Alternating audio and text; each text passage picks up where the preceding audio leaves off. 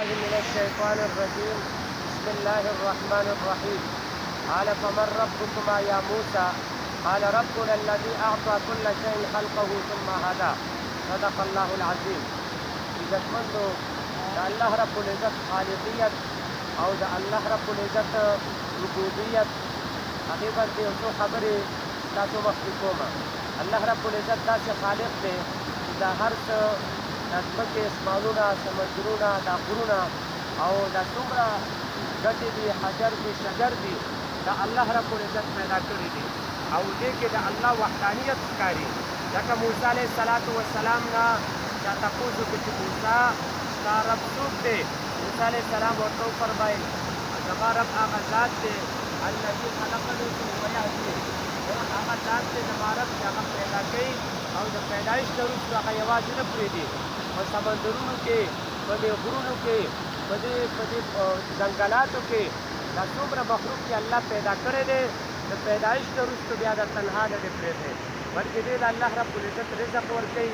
د دې نظام چې د الله رب العزت چلوي دا داسې خالق دی څومره په دې ځایونو کې څومره مخلوقات پاتې کېږي د زندګۍ ښودلو طریقه الله رب العزت هغې ته ښایي. په دې سمندرونو کې په دې غرونو کې به څومره مخلوقات وي الله رب العزت به هغې له رزق ورکوي د زندګۍ طریقه ورته ښایي طور ورته ښایي چې ته به څنګه پاتې کېږې ته به خوري څه ته به څکي څه او ستا زندګي به څنګه تېرېږي ته به بچي څنګه ساتې دا ټول طور طریقې دا الله رب العزت دې هر یو څیز ته ښایي. داسې الله خالق دی او په دې ټولو څیزونو کې د الله وحدانیت ښکاري چې الله رب العزت د هر څه پیدا کړي دي او د هر څه الله رب العزت دا نظام چلوي.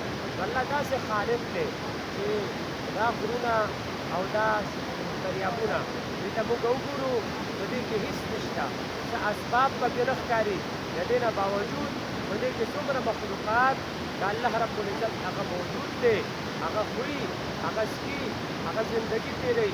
نو دا داسې خالق دی چې بیا په دې غر کې الله رب العزت هغې ته هغه ښایي چې تاسو به داسې زندګي تېروئ. عزتمندو دا خالق ذات دا موږ وپېژنو دې سره زموږ تعلق پیدا شي دا خپل رب موږ وپېژنو او کله چې رب سره تعلق پیدا شو نو بیا رب چې دی هغه زموږ شو او دا د قدرت نظارې دې ته موږ وګورو او موږ ته په دې نه معلومه شي چې د دې پیدا کوونکی د دې نظام چلوونکی هغه الله رب العزت ذات دی. نو دغه ذات چې دی دې سره موږ خپل تعلق جوړ کړ نو الله رب العزت به موږ ته د دنیا او آخرت کامیابي نصیب کړي. الله رب العزت د عمل کولو توفیق راکړي.